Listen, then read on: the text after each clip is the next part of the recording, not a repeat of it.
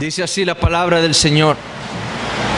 Por lo cual, como dice el Espíritu Santo, si oyereis hoy su voz, no endurezcáis vuestros corazones, como en la provocación, en el día de la tentación en el desierto, donde me tentaron vuestros padres, me probaron y vieron mis obras 40 años. A causa de lo cual me disgusté contra esa generación y dije: siempre andan vagando en su corazón y no han conocido mis caminos. Por tanto, juré en mi ira: no entrarán en mi reposo. Mirad, hermanos, que no haya en ninguno de vosotros corazón malo de incredulidad para apartarse del Dios vivo. Antes, exhortaos los unos a los otros cada día, entre tanto que se dice hoy, para que ninguno de vosotros endurezca por el engaño del pecado, porque somos hechos participantes de Cristo, con tal que retengamos firme hasta el fin nuestra confianza del principio. Entre tanto que se dice, si oyereis hoy su voz, no endurezcáis vuestros corazones como en la provocación. ¿Quiénes fueron los que, habiendo oído, le provocaron? ¿No fueron todos los que salieron de Egipto por mano de Moisés? ¿Y con quiénes estuvo él disgustado 40 años? ¿No fue con los que pecaron, cuyos cuerpos cayeron en el desierto? ¿Y a quiénes juró que no entrarían en su reposo, sino a aquellos que desobedecieron? Y vemos que no pudieron entrar a causa de incredulidad. Este autor entonces, como ya hemos dicho y ya hemos visto hasta ahora, ha escrito este sermón a una iglesia en Roma que estaba pasando un momento sumamente difícil. No solo estaban sufriendo física, emocionalmente, sino estaban sufriendo espiritualmente.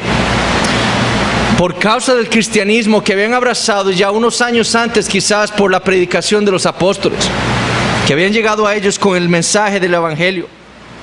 Y era una situación tan peligrosa la que estaban pasando, que este pastor no pierde el tiempo y les escribe con urgencia. Noten que aquí no hay ninguna salutación.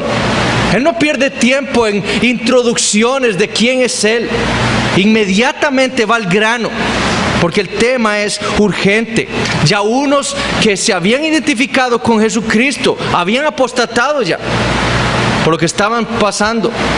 Y otros, y era la urgencia de este pastor de escribir este sermón a esta iglesia, unos estaban pensando en hacer lo mismo por causa de todo lo que estaban sufriendo en sus vidas. Y el autor, sabiendo que estos hermanos eran judíos, que se habían convertido al cristianismo,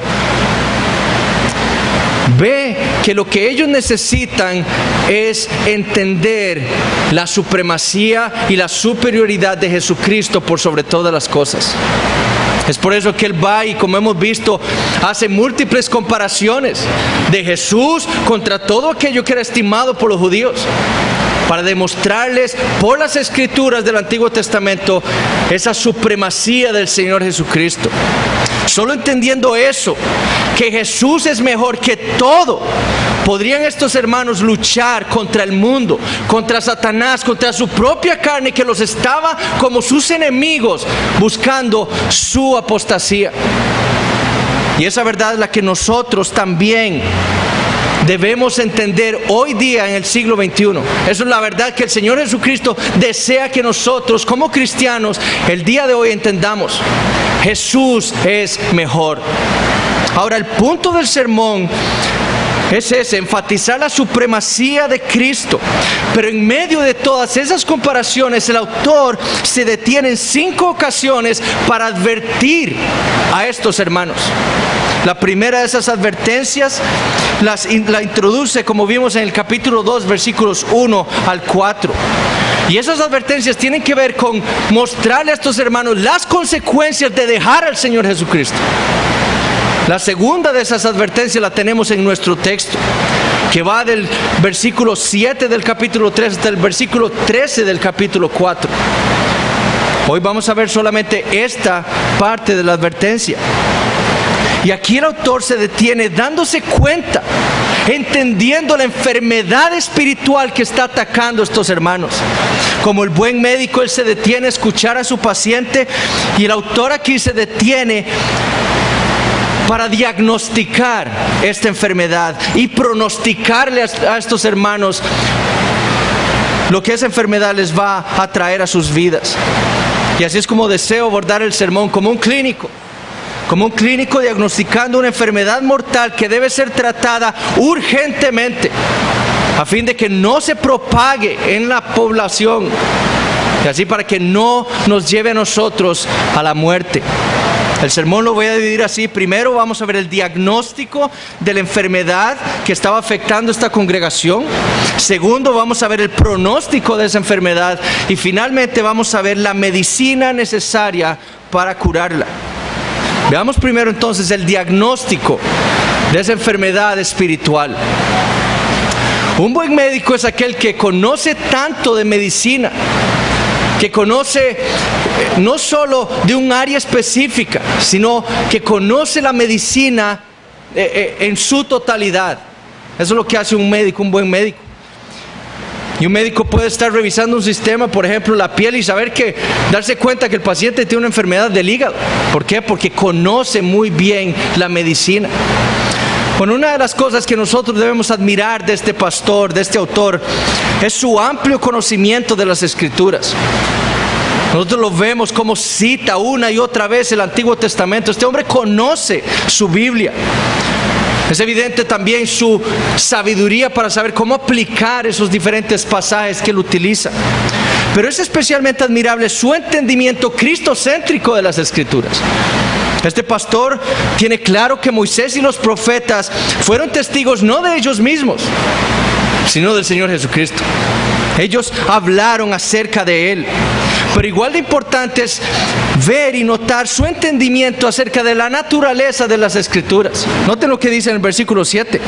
Por lo cual, como dice David, como dice el Espíritu Santo, la estima y la reverencia de este pastor por las Escrituras no estaban basadas en meros sentimientos. No era porque eran las Escrituras de su pueblo. No era porque eran la palabra de Dios. Lo que David dijo, lo que escribieron los profetas y lo que dijo el mismo Moisés fue lo que salió ultimadamente de la boca de Dios, y fue lo que dijo el Espíritu Santo. Y ese versículo 7 es una clara alusión a la teoespiración de las Escrituras, a esa doctrina que nosotros amamos de que las Escrituras son inspiradas o salieron de la boca de Dios, como dice 2 Timoteo 3, 16 y 17.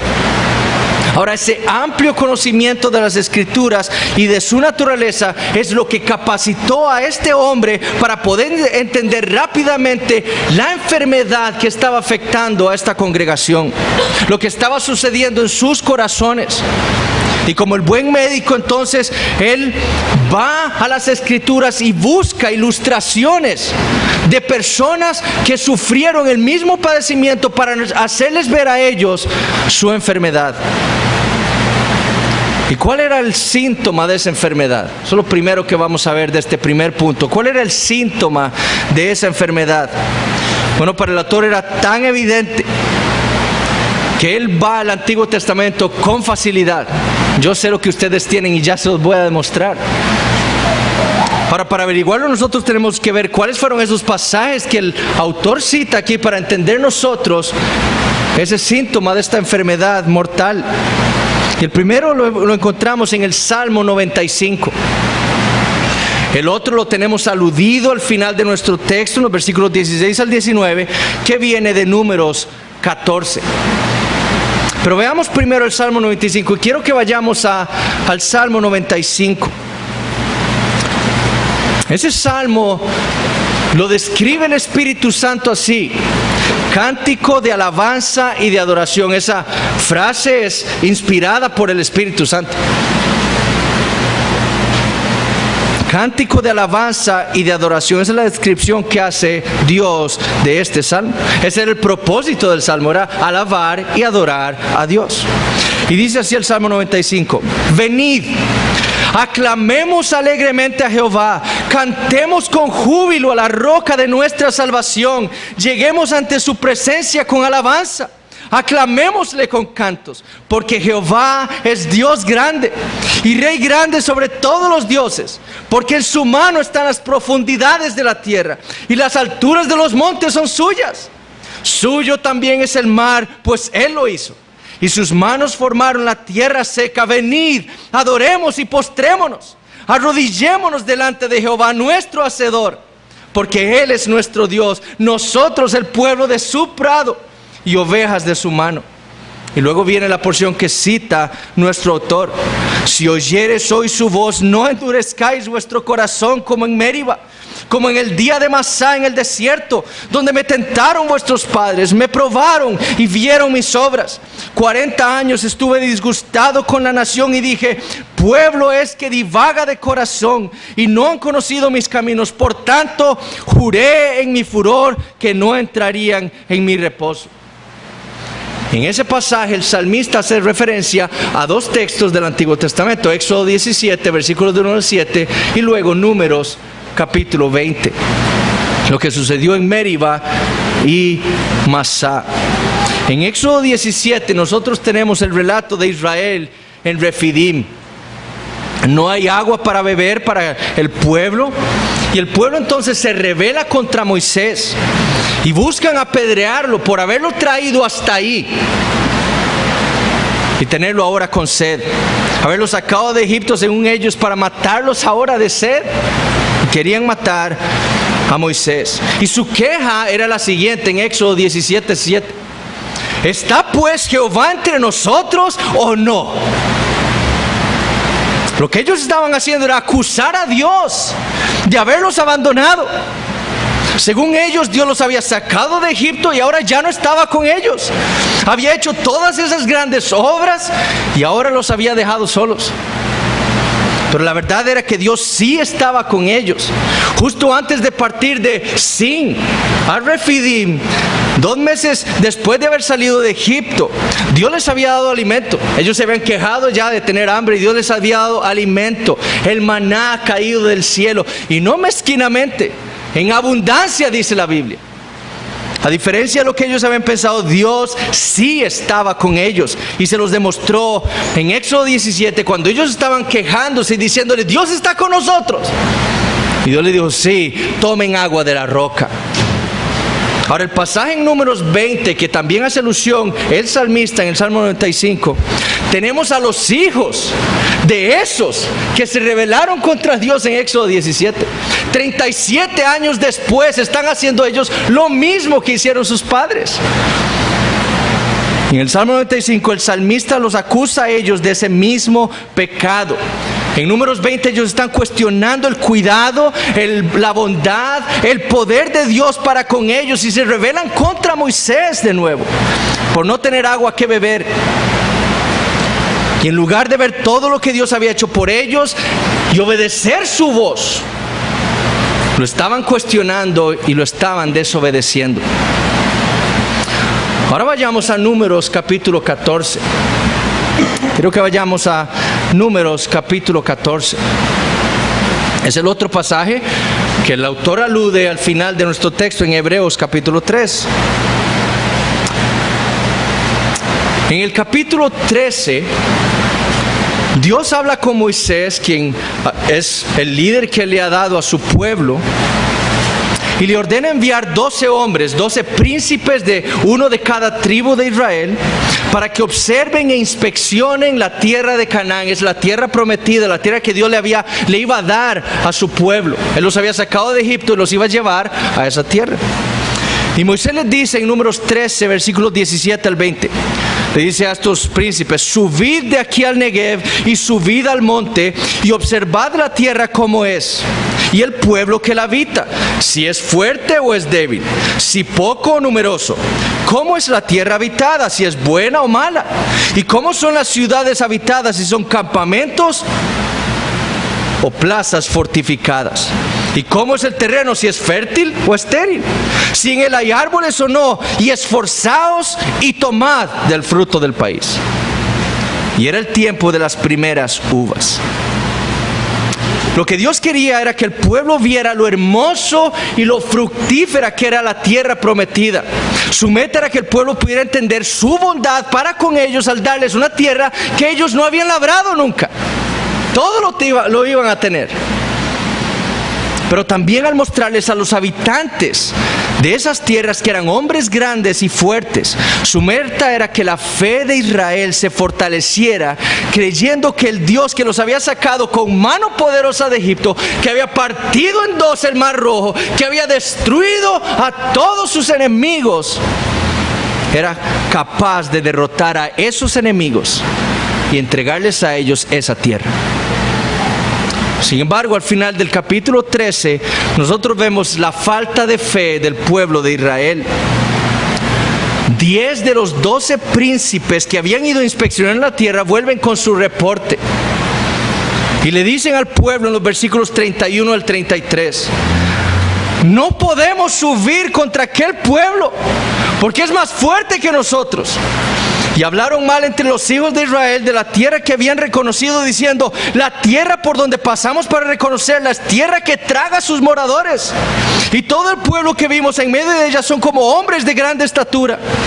También vimos allí gigantes, hijos de Anac, raza de los gigantes, y éramos nosotros a nuestro parecer como langostas. Y así les parecíamos a ellos.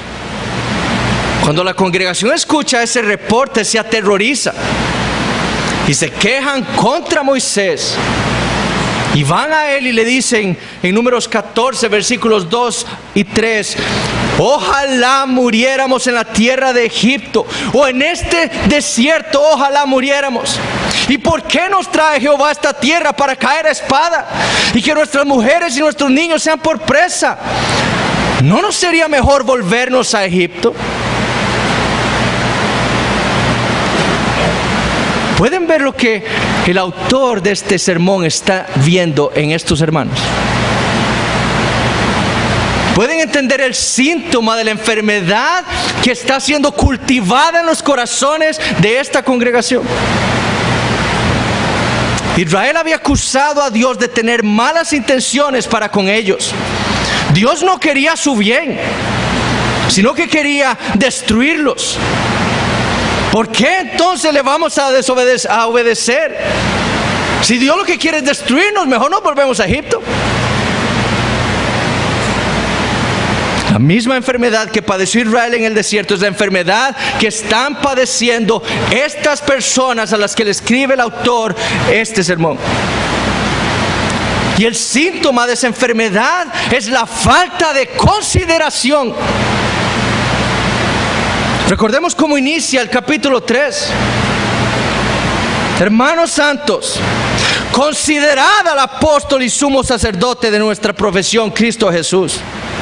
El punto del autor, su exhortación para estos hermanos, su deseo es que ellos consideren, literalmente que fijen sus ojos, sus corazones con atención sobre Jesucristo y exclusivamente sobre Él. Que no desvíen sus miradas, que no vuelvan a ver hacia ningún otro lado que no sea Jesucristo. ¿Por qué era que estos hermanos estaban pensando en volver al judaísmo? ¿Por qué estaban pensando en apostatar? ¿Por qué era que unos ya habían apostatado? Porque estaban experimentando la misma enfermedad que sus padres en el desierto. Notemos de nuevo el Salmo 95. Cántico de alabanza y de adoración. El salmista ahí está exponiendo las maravillas de Dios.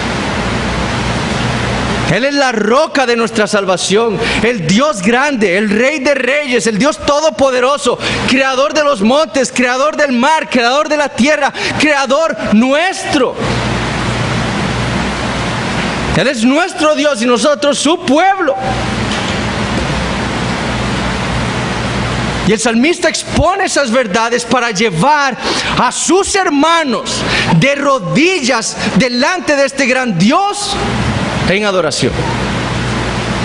Este es nuestro Dios. Alabémosle y adorémosle. Cántico de alabanza y de adoración. Pero el salmista dice, esto es lo que nosotros debemos hacer cuando entendemos la grandeza de nuestro Dios.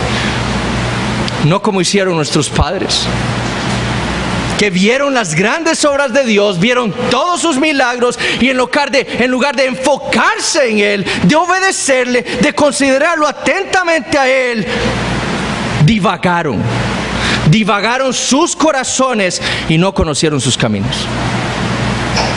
¿Conocen la traducción del autor en Hebreos 3:10? Y dije, siempre andan vagando en su corazón. Eso fue lo que hizo Israel en Éxodo 17. En lugar de considerar atentamente a Dios y lo que Él había hecho por ellos al sacarlos de Egipto, y lo que Él estaba haciendo por ellos llevándolos a la tierra prometida, consideraron sus propios deseos, sus propias necesidades. Yo quiero esto y lo quiero ya. Como Dios nos lo había dado, entonces mejor desobedecerle y mejor nos vamos a Egipto. Pero veamos más claramente los síntomas recordando Números 14.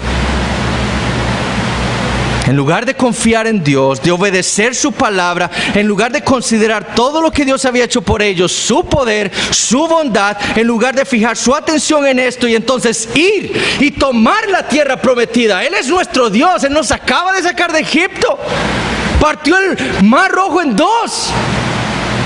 ¿Qué es un gigante para Dios? Lo aplasta. En lugar de obedecer su palabra, vayan y tomen la tierra prometida.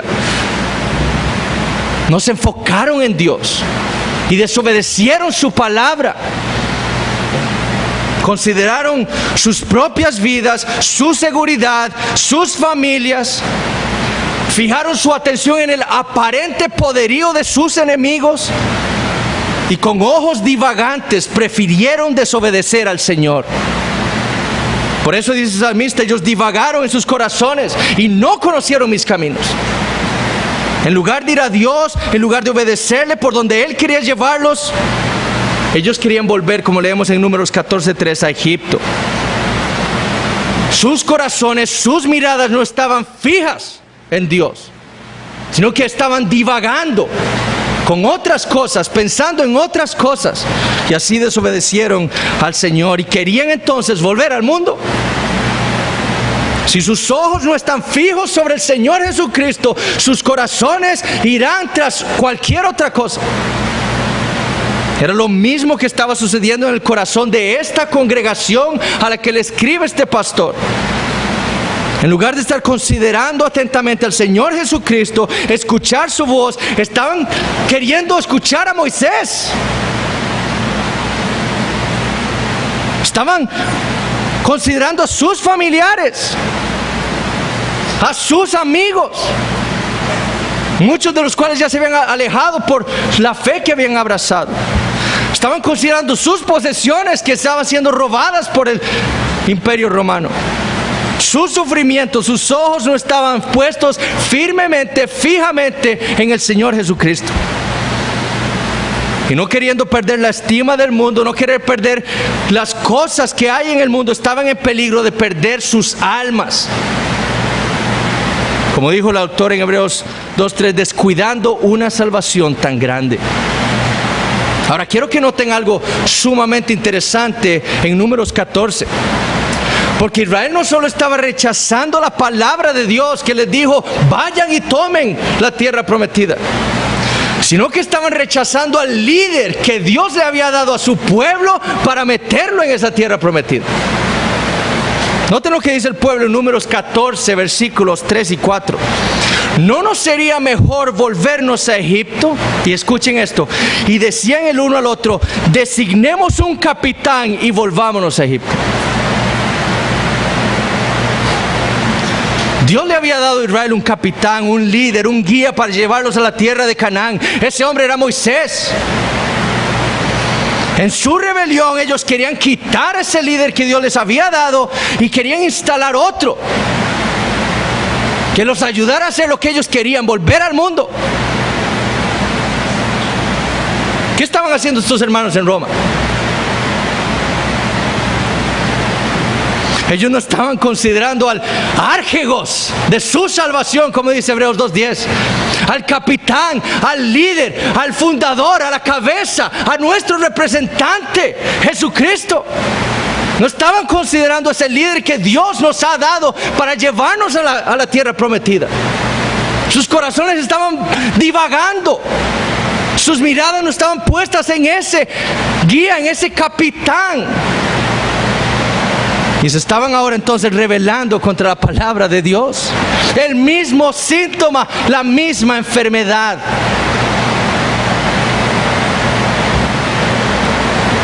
Y razón por la cual su fe estaba siendo amenazada. Al quitar sus ojos de Jesús, perdían sus vistas de las promesas que Dios le ha dado a su pueblo en Él. Al olvidar las promesas de Dios en Cristo, el mundo les estaba pareciendo cada día más atractivo. Si usted, hermano, quita sus ojos de Cristo, el mundo le parecerá cada día más atractivo. Es por eso que la exhortación es: consideremos al sumo sacerdote, al apóstol de nuestra fe, a Jesús. No quiten su mirada de Él. Haciendo esto, cada día sus almas estaban más cerca de la perdición. Octavius Winslow, quien fuera un pastor bautista, escribió en 1841 un libro llamado El enfriamiento espiritual.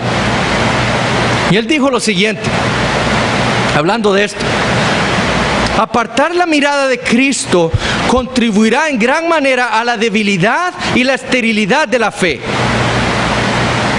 Se suele decir que los ojos del águila se fortalecen gracias a una disciplina paterna desde muy temprana edad, al ser situada en cierta posición desde muy joven para que mire fijamente al sol. Su capacidad de visión se ve aumentada de tal forma que al final logra observar el sol del mediodía sin dificultad y alcanza a ver a la perfección los objetos más remotos. Escuchen esto: el ojo de la fe resulta fortalecido por medio de la misma disciplina. Su vigor crece al observar de continuo el sol de justicia. Cuanto más fijamente observa a Jesús, más fortalecido resulta. Y cuanto más fuerte es, más gloria descubre en Él, más belleza ve en su persona y más perfección advierte en su obra. Fortalecido de tal manera puede ver cosas en la lejanía, las promesas que Dios ha hecho de guardar su pacto, la esperanza de vida eterna o la corona de gloria. Entre más tengamos nuestros ojos fijos en el sol de justicia, en Jesucristo, más veremos sus perfecciones, su preciosidad, su preciosura. Más entenderemos las promesas que Dios le ha dado a su pueblo y menos atractivo nos parecerá el mundo. ¿Entienden, hermanos? Debemos considerar todos los días a nuestro Señor Jesucristo. Ahora, ¿cuál era la causa de la enfermedad? Volvamos a Hebreos capítulo 3. ¿Cuál era, según este autor, la causa de esta enfermedad que estaban padeciendo algunos en esta congregación? Hebreos 3:12. Mirad, hermanos, que no haya en ninguno de vosotros corazón malo de incredulidad para apartarse del Dios vivo. El problema de estos hermanos era que algunos estaban padeciendo de un corazón malo de incredulidad. Esa era la causa. Por eso estaban teniendo la misma enfermedad que sus padres en el desierto. Ahora, ¿qué es lo que hace ese corazón malo? Bueno, no es tanto lo que hay en el corazón, dice el autor, sino es en la actitud de ese corazón, es decir, lo que hace ese corazón de incredulidad en una persona. Y para entender lo que les quiero decir, quiero que vayamos a Mateo capítulo 6. Mateo capítulo 6, versículos 22 y 23. Esta es la sección del Sermón del Monte. Jesús está hablando ahí en estos versículos acerca del ojo como la lámpara del cuerpo. Y en Mateo 6, el Señor Jesús en versículos 22 y 23 le dice lo siguiente a sus discípulos: la lámpara del cuerpo es el ojo. Así que si tu ojo es bueno, todo tu cuerpo estará lleno de luz. Pero si tu ojo es maligno, todo tu cuerpo estará en tinieblas. Así que si la luz que en ti hay es tinieblas, ¿cuántas no serán las mismas tinieblas? El término que usa el Señor y que se traduce en nuestra versión como el ojo bueno es un término griego que es aplos. Ese término se utiliza en el griego para describir un pedazo de tela que se dobla muy fácilmente, que se dobla fácilmente en una sola cosa. Es algo que es sencillo, que es único.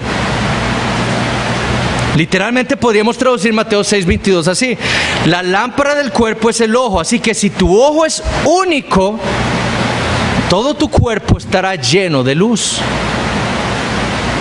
Es como describe un filósofo y teólogo cristiano, Søren Kierkegaard, en un libro que se llama El corazón puro desea una sola cosa. Eso es. Ese es el ojo único, el corazón único, el corazón puro. Lo contrario a tener un corazón único, según el Señor, es tener un ojo malvado, ¿cierto? El término en el original es poneros, es malvado, y lo digo porque es el mismo término que usa el autor de los Hebreos cuando dice que tienen un corazón malo de incredulidad. Es un corazón poneros, malo, malvado. Ahora, ¿qué tiene que ver Mateo 6 con todo esto? Bueno, el ojo bueno o el ojo único es aquel que tiene un solo enfoque, que ve una sola cosa, que considera con atención una sola cosa, y es bueno porque está considerando exclusivamente a Dios.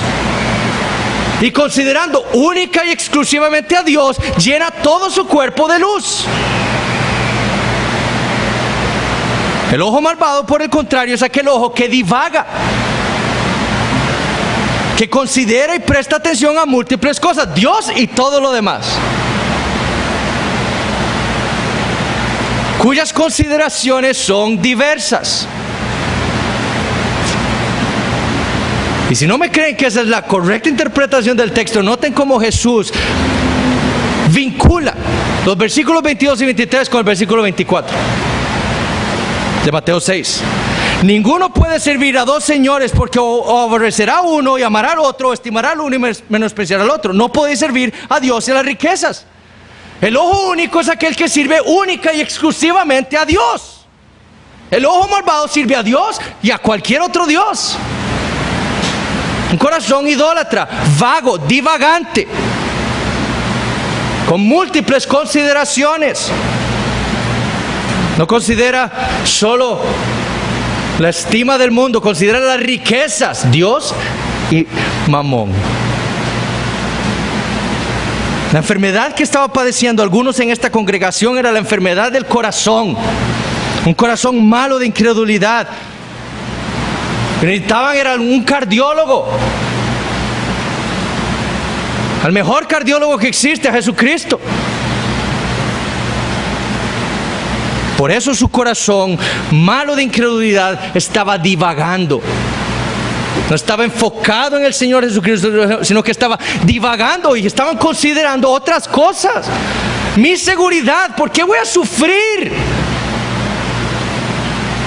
¿Por qué voy a perder todas mis posesiones? ¿Por Cristo? No. ¿Por qué tengo que perder mis familiares? ¿Por qué mi familiar me tiene que odiar? ¿Por qué mis amigos me tienen que insultar ahora? Su mirada no estaba puesta sobre el Señor Jesucristo, sino sobre todas esas consideraciones. Un corazón malo de incredulidad. Y ese corazón es un corazón que no cree con convicción y confianza en el Señor Jesucristo, y entonces se ve tentado a considerar todas esas cosas. Y estas personas a las que le escribe el autor no estaban considerando las palabras del Señor en Marcos capítulo 8. Si alguno quiere venir en pos de mí, niéguese a sí mismo y tome su cruz y sígame. Porque todo el que quiere salvar su vida la perderá, y todo el que pierda su vida por causa de mí y del evangelio la salvará. No estaban considerando las palabras del Señor. Ellos querían todo lo demás también. No estaban dándose cuenta que queriendo todo eso iban a perder sus almas por no considerar al Señor Jesucristo. Y ahí se manifestaba el corazón de incredulidad que estaba produciendo ese síntoma tan terrible en sus vidas. Y estaban cuestionando la superioridad de Cristo por sobre todas las cosas. Cristo no puede ser mejor que los profetas. Cristo no puede ser mejor que los ángeles. Cristo no puede ser mejor que Moisés. Ahora, ¿cuál era el pronóstico de la enfermedad? Segundo punto. Para el autor, como dijimos, esta enfermedad debía ser tratada con urgencia. El pronóstico es sombrío, terrible.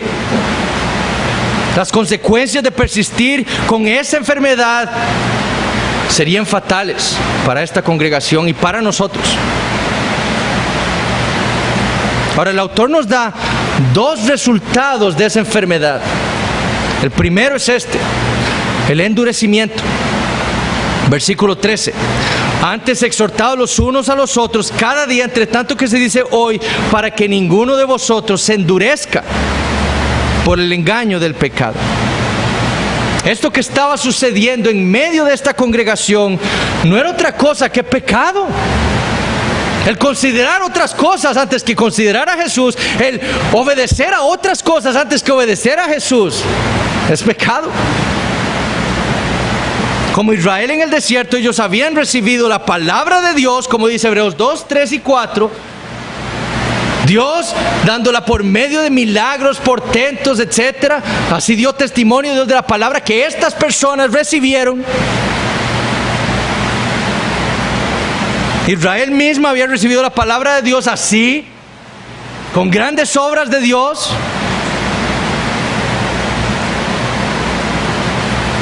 Pero no creyeron en Él, no obedecieron a Dios, sino que se rebelaron contra Él.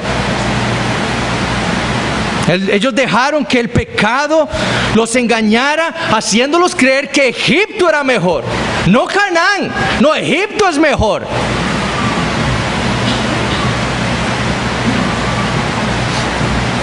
¿No fue eso lo que leímos en Números capítulo 14? Estábamos mejor en Egipto, matemos a Moisés, nombremos otro capitán y entonces vamos de vuelta a Egipto. Egipto es mejor. El pecado, hermanos, es engañoso. Nos hace creer que el mundo y las cosas que hay en el mundo son tan buenas que casi valen la pena desobedecer a Dios.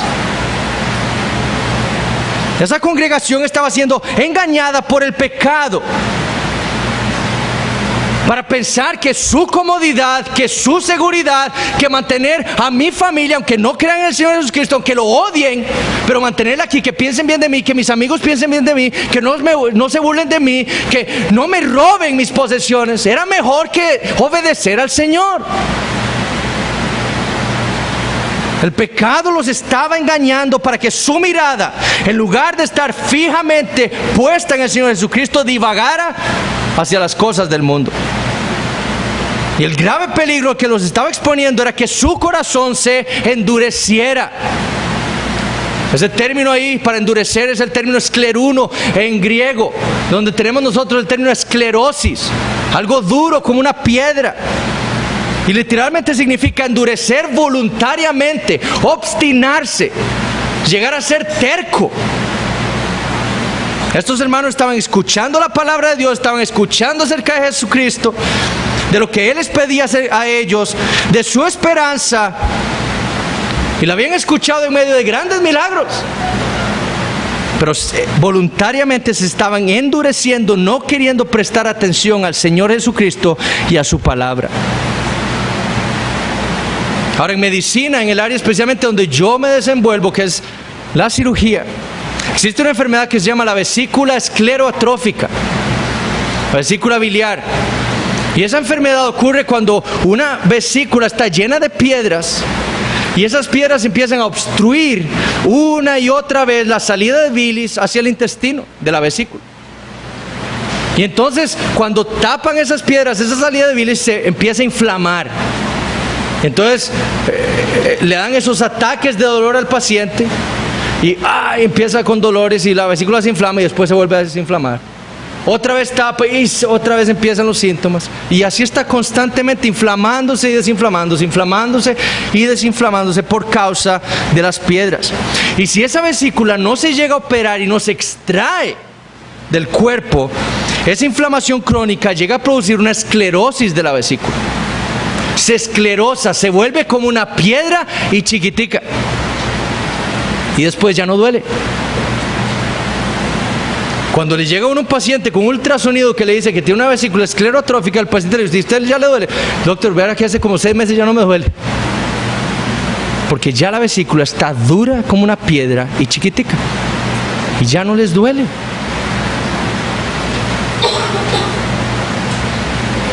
Era el mismo peligro en el que estaban algunos de estos hermanos. El peligro de endurecerse si no escuchaban la exhortación del autor, si persistían en obstinarse, en no fijar sus ojos en Jesús, sino fijarlos tercamente en otras cosas.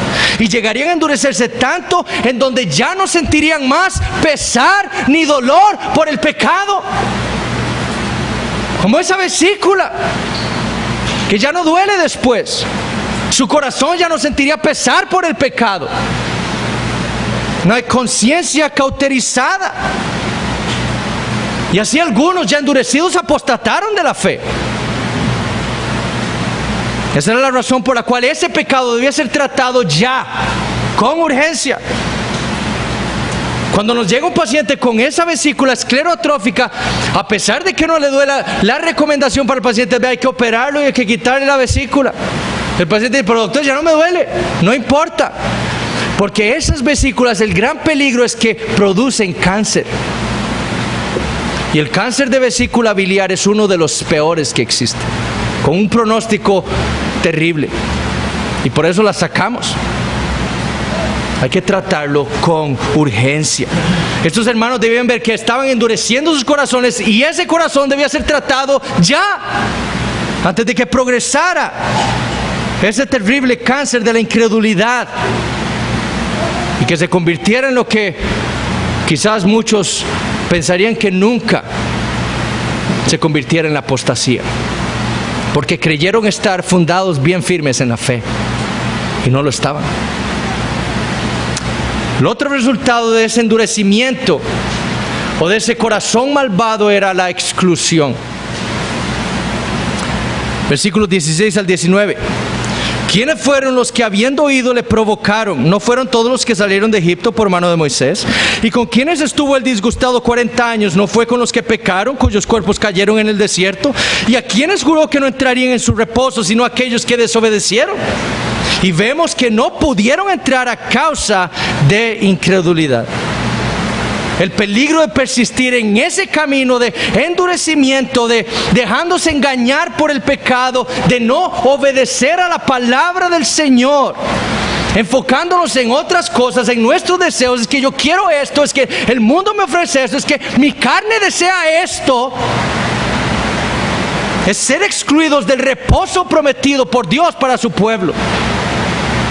Ese era el propósito de Dios cuando sacó a Israel de Egipto: llevarlos a la tierra prometida, darles ese reposo terrenal.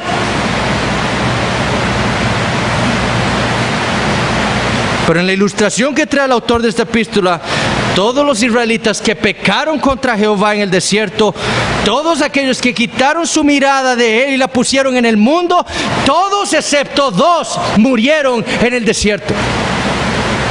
Josué y Caleb no murieron, pero todo el resto murió en el desierto por su desobediencia.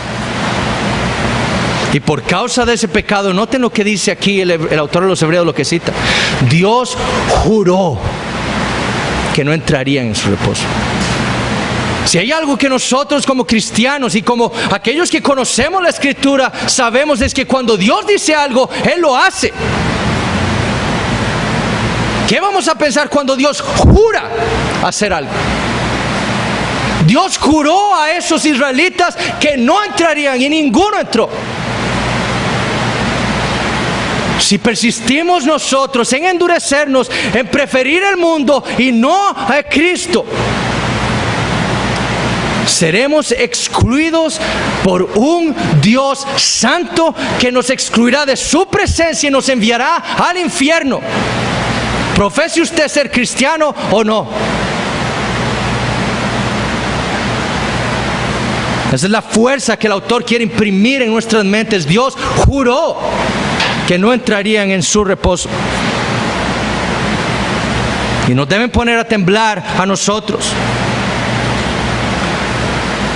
Esta congregación y nosotros debemos prestar atención a estas palabras de advertencia y ver si esta es la enfermedad que nosotros mismos estamos padeciendo. ¿Estoy yo viviendo una vida de pecado, oculta, regocijándome en la carne, deseando el mundo, aparentando que no, pero deseándolo muy profundo en mi corazón? La advertencia es para que no nos engañemos, para que nos examinemos a nosotros mismos y veamos si esta es la enfermedad que está padeciendo. ¿Para qué? Para que vayamos al cardiólogo, a Jesucristo, y que nos cambie el corazón, o obre en nuestro corazón. Ahora, ¿cuál es la medicina para esta enfermedad? Último punto. ¿Cómo debían estos hermanos luchar contra tan terrible padecimiento? Gloria a Dios, porque el autor, inspirado por el Espíritu Santo, nos dice que sí hay medicina. Sí hay medicina para esta enfermedad. Y la primera es esta: considerar a Jesús. Eso es lo primero que tenemos que hacer. Usted se ha examinado, se ha dado cuenta que usted está padeciendo esta enfermedad, que usted no está considerando fielmente al Señor Jesucristo, sino que su mente y su corazón están divagando a las cosas del mundo. ¿Qué tiene que hacer? Considerar al Señor Jesucristo, nuestro apóstol y sumo sacerdote de nuestra profesión. Él es la medicina para ese corazón ambivalente. Él es la medicina para ese corazón que divaga. Y si nosotros queremos luchar contra esa enfermedad, debemos meditar, fijar nuestra atención en Jesucristo, en su persona y en su obra en nuestro favor. ¿Quiere usted saber por qué no debe preferir el mundo? ¿Quiere comprender por qué debe entregarle su vida al Señor? ¿Por qué debe obedecerlo? Recuerde lo que el Señor hizo por usted. Usted que profesa ser cristiano, recuerde lo que el Señor hizo por usted. ¿De dónde lo rescató? De las manos de quién lo rescató. No de Satanás, de un Dios 3 veces santo. Recuerde cómo fue que lo rescató: enviando a su Hijo unigénito, sobre quien Él derramó la copa de su ira para salvarlo. Recuerde que fue la segunda persona de la Trinidad la que vino para hacerse como usted y como yo, para entendernos y para socorrernos. Y recuerde que por su obra perfecta ahora está a la diestra del Padre, sentado, intercediendo por usted y por mí. ¿Quiere usted ver el infinito valor del Señor Jesucristo? Es su deseo luchar contra todo aquello que lo está llevando usted al mundo. Desea tener usted un corazón bueno, único. Medite diariamente en el Evangelio. Considere a Jesús. William Perkins, un puritano, dijo lo siguiente hablando de la fe verdadera: aprende a experimentarlo a Él como nuestra fortaleza para luchar contra la tentación, como nuestra consolación en medio de una tormenta de aflicción, y ultimadamente como todo lo que es necesario en esta vida y en la venidera. Esa es la fe verdadera. Considerarlo a Él nada más y verlo como lo único que yo necesito en esta vida y en la venidera. Segunda cosa que debemos hacer, es la segunda medicina que nos enseña aquí el autor: escuchar la voz del Señor. Ahora, antes de que alguien me malentienda, no estoy diciendo que entonces yo me voy a ir a mi casa, me encierro en mi cuarto y entonces voy a ver, Dios, háblame. Y voy a empezar a buscar en mi corazón a ver si el Señor me ha hablado a mí. No, nosotros creemos que el Señor ha hablado finalmente en la Escritura. 2 Timoteo 3, 16, 17 dice que la Escritura es todo lo que necesita el cristiano, lo único que necesita para comprender cuál es la voluntad de Dios para que yo pueda hacer todo lo que Él quiera que yo haga. No necesito nada más. Aparte de la Biblia, el Espíritu Santo no usa ninguna otra cosa para mostrarnos a nosotros lo que Él quiere o para hablarnos. Si usted quiere escuchar a Dios, lea la Biblia. ¿Quiere saber cómo ser un buen esposo? Lea la Biblia. Una buena esposa, lea la Biblia. Un buen cristiano, lea la Biblia. Un buen hijo, lea la Biblia. ¿Cómo luchar contra el pecado? Lea la Biblia. Ahí es donde usted va a escuchar la voz del Señor. Es decir, no seamos como los israelitas en el desierto. Ellos escucharon la voz de Dios, vieron el testimonio de la palabra de Dios en todos esos milagros, pero no le hicieron caso. Si usted no quiere endurecerse, escuche la voz del Señor. Deje de escuchar la voz del mundo, esa voz engañosa del pecado que le dice a usted que los caminos de Dios son una carga pesada, que no son buenos, que no son correctos. Deje de escuchar a la serpiente que le dice a usted que los mandamientos de Dios son pesados. Deje de escuchar al diablo, quien con su astucia perversa le está engañando, diciéndole a usted que Dios le está privando a usted de una vida mejor ahora. Y deseche toda aquella rebeldía de su corazón contra la palabra de Dios, para no perecer como los israelitas en el desierto. Es por eso que el autor, conociendo perfectamente la Escritura, le dice en el Salmo, le dice en el versículo 7, por lo cual, como dice el Espíritu Santo, si oyeres hoy su voz. Eso es lo que ustedes necesitan, escuchar su voz. Si quieren tratar esta enfermedad, lo repite de nuevo en el versículo 15. Ahora, aquí debemos hacernos por lo menos 3 preguntas acerca de escuchar la voz de Dios. Primero, ¿dónde?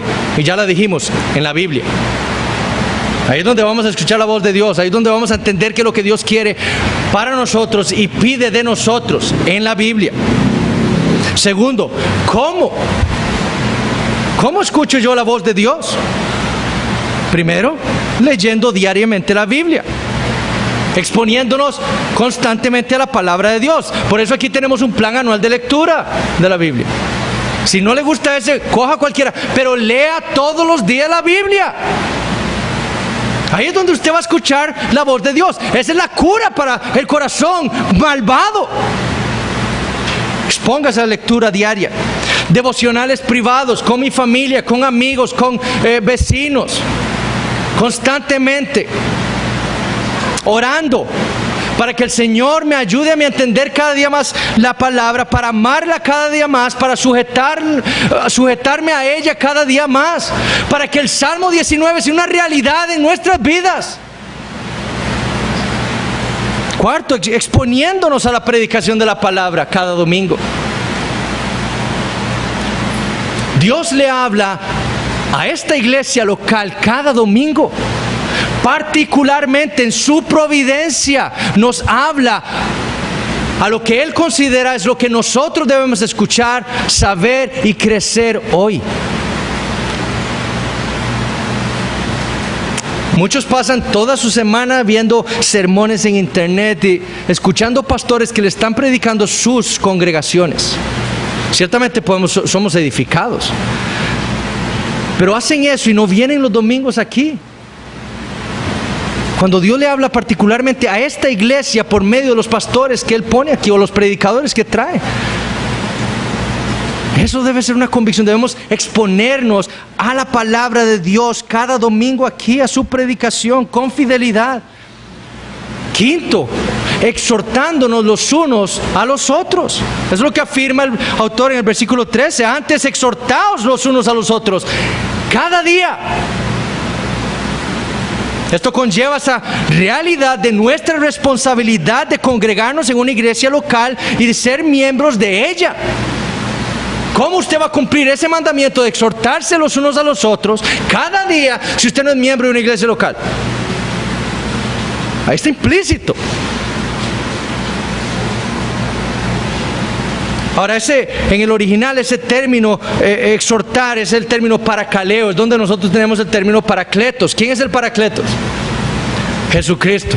El Espíritu Santo es el otro consolador, el otro paracletos, ¿verdad? Pero es el consolador. Esa palabra significa venir al lado de otro y consolarlo, confortarlo, exhortarlo. Eso es lo que se nos pide aquí. Ir al lado de nuestros hermanos y exhortarlos con la palabra de Dios, consolarlos cuando los vemos caídos, que no cantan con gozo, sus miradas perdidas, viendo el reloj. ¿A qué horas termina este hombre de predicar? Vemos qué es lo que está pasando. Hay algo que está pasando en sus almas. ¿Cuál es nuestra responsabilidad? Ir a los hermanos y exhortarlos. Hermano, qué Cristo más glorioso tenemos. Qué evangelio más precioso se nos ha sido revelado a nosotros. Déjeme ayudarle.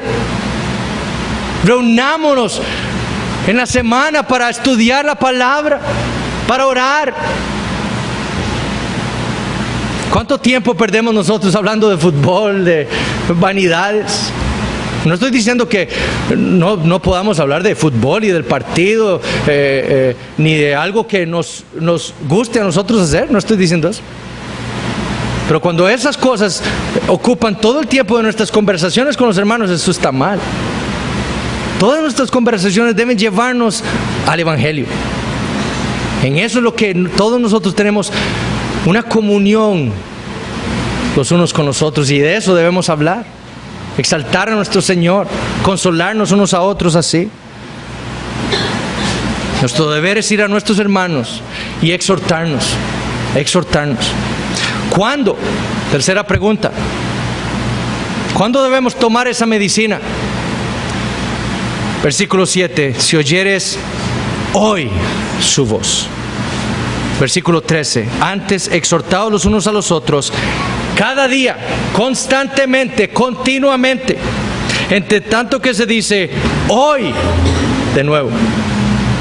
Nuestro deber es exponernos a la palabra de Dios hoy. Exhortar a nuestros hermanos hoy. Para luchar contra esta terrible enfermedad del corazón no hay tiempo que perder. Eso es lo que el autor quiere que nosotros entendamos. Es hoy que debemos tratar con esto, no mañana. ¿Cuántas epidemias de virus se han desatado porque sistemas de salud han sido negligentes en atacar o en tomar las medidas necesarias hoy? El ébola no va a llegar aquí. Ahorita llega. Nosotros debemos actuar hoy, ya, inmediatamente contra esa terrible enfermedad del corazón. No hay tiempo que perder. Si usted se ha examinado y se ha dado cuenta que estoy mal con Dios, no estoy considerando fielmente al Señor, actúe hoy. Arrepiéntase de ese pecado y vaya al Señor a pedir su ayuda, para enfocar sus ojos en Él nada más, en el sol de justicia, como decía Winslow. Mañana puede ser muy tarde. Mañana podríamos encontrarnos, hermanos, endurecidos totalmente, habiendo creído ser cristianos y no lo éramos. Si usted se examina hoy y Dios le dice, usted no es un creyente, usted se ha engañado, ¿qué tiene que hacer? Ir a Cristo, al Salvador hoy. Si usted es un creyente y se ha deslizado y se ha desviado, y esto es lo que el Señor le ha revelado hoy aquí, hoy tiene que ir al Señor, arrepentirse y pedir su ayuda. Ahora, ¿por qué es que este tema es tan relevante, ya para terminar, para nosotros cristianos el día de hoy? Porque es fácil entender la relevancia que tiene para estos cristianos en el primer siglo. Sí, eso es lo que estaban pasando. ¿Qué relevancia tiene para nosotros en el siglo XXI? ¿Por qué debemos prestarle atención nosotros a esta advertencia? Por dos razones. Primero, porque es la palabra de Dios. Y todo lo que ella dice aquí es para mí como cristiano, como aquel que profesa fe. Pero segundo, miren a quién le está escribiendo el autor. Él le dice en el versículo 12, mirad, hermanos. Versículo 16, ¿quiénes fueron los que habiendo oído le provocaron? ¿No fueron todos los que salieron de Egipto por mano de Moisés? ¿Quiénes fueron los que perecieron sino Israel? El pueblo de Dios, el pueblo que Dios había sacado de Egipto. ¿No fueron ellos los que perecieron en el desierto? Identificados externamente con el pueblo de Dios, ¿no fueron ellos los que perecieron? El autor está escribiendo a cristianos, o por lo menos aquellos que profesan ser cristianos, porque en esta congregación habían cristianos verdaderos. Habían unos que estaban siendo débiles en su fe, pero habían otros que no eran verdaderos cristianos y se habían engañado a sí mismos. Y la exhortación es para ellos también. ¿Quién debía ir a los hermanos que estaban divagando así si no eran los verdaderos cristianos que sabían lo que estaban viendo?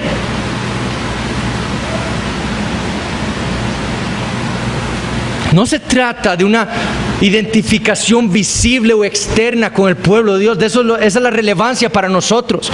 Usted puede ser miembro de esta iglesia, venir todos los domingos aquí, venir con la Biblia debajo de su brazo y perderse en el infierno. No se trata de identificarse externamente. Se trata de un corazón que ha sido cambiado por la gracia transformadora de Dios. Y si usted no tiene ese corazón, usted se va a perder en el infierno. Y una de las marcas de que usted no es un verdadero cristiano es que usted ha quitado su mirada de Jesús, el Señor que usted profesa seguir, y la ha puesto en el mundo. Y su corazón divaga naturalmente hacia el mundo. ¿Por qué? Porque pertenece al mundo. No ha sido cambiado. Y usted ama los placeres del mundo, las cosas que hay en el mundo. ¿Por qué? Porque su corazón es mundano. Usted puede ser un cristiano verdadero, pero estar en pecado ahora. Y por eso es relevante, porque usted debe examinarse a sí mismo y ver, ¿estoy viviendo una vida de pecado oculta? Externamente parezco estar bien, canto con gozo, o aparento estar con gozo cantándole al Señor, oro, hablo de Cristo con los hermanos, pero en secreto estoy en pecado. Esta palabra es para usted también, hermano.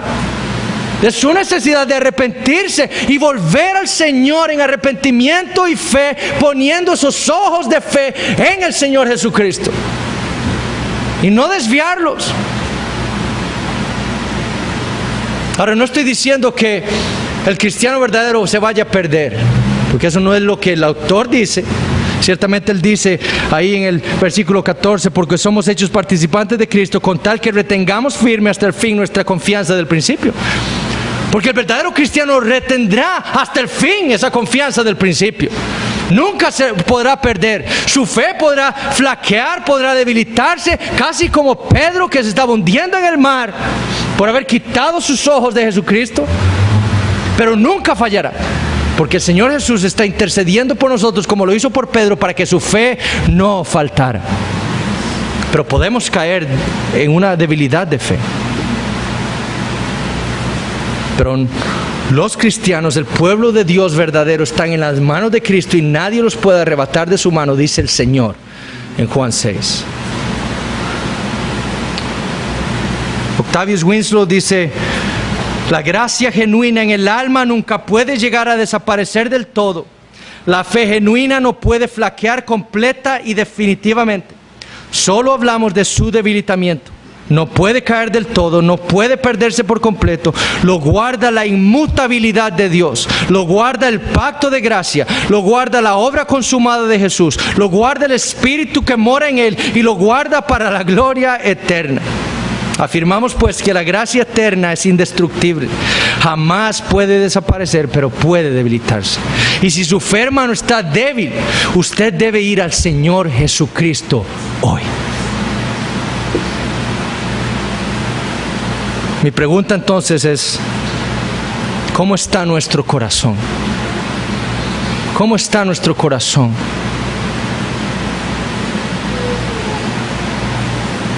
Y a los padres que están aquí,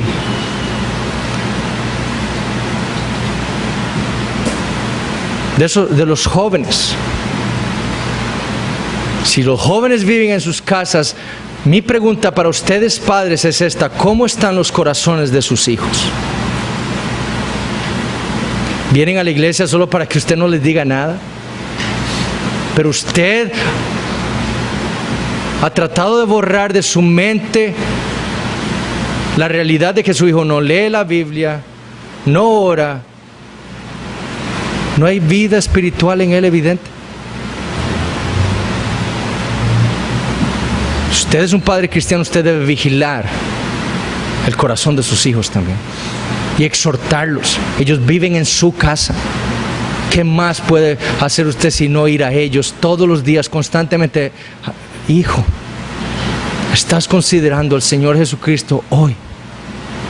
Hermanos, esto es lo que nosotros debemos hacer en nuestras vidas y en aquellos y por aquellos a los que nosotros amamos. Y si usted no es un creyente, si usted no ha amado al Señor Jesucristo, si usted no se ha rendido a sus pies, hoy le pido y le implora el Señor que vaya a Él en arrepentimiento y fe, porque si no va a ir al infierno. Dios juró que no entrarían en el reposo eterno, y la otra semana veremos qué es ese reposo. Pero Dios juró. No crea que si usted pretende llegar a ese día final por lo que usted es, Dios va a romper ese juramento y va a dejarlo pasar a usted así nomás. Usted debe ir a Cristo en arrepentimiento y fe. Y el Señor dice que Él no le va a echar fuera, sino que lo va a abrazar y lo va a llevar a la vida eterna con Él siempre. Oremos. Padre Santo, te damos gracias por tu palabra. Te damos gracias, Señor, por ese amor que nos tienes a nosotros, que nos adviertes una y otra vez para que examinemos nuestros corazones, para guiarnos cada día más al Señor Jesucristo, para que busquemos cada día más serle fiel a Él, no quitar nuestras miradas de Él y tener una fe cada día más fuerte, Señor. La fe viene por el oír y el oír por la palabra de Dios, Señor. Que amemos tu palabra para tener esa fe fuerte, que ame cada día más al Señor Jesucristo. Señor, ayúdanos, convéncenos de nuestro pecado, produce en nosotros arrepentimiento para ir a ti a clamar por tu misericordia. Y aquellos, Señor, que no conocen al Señor, que tú hoy, Señor, hagas esa obra en sus corazones y les des vida eterna. A los niños, Señor, llévalos a sus pies, a los pies del Señor Jesucristo, y sálvalos hoy. No permitas que vivan una vida de pecado. Sálvalos, Señor. Te lo pedimos en el nombre de Cristo. Amén.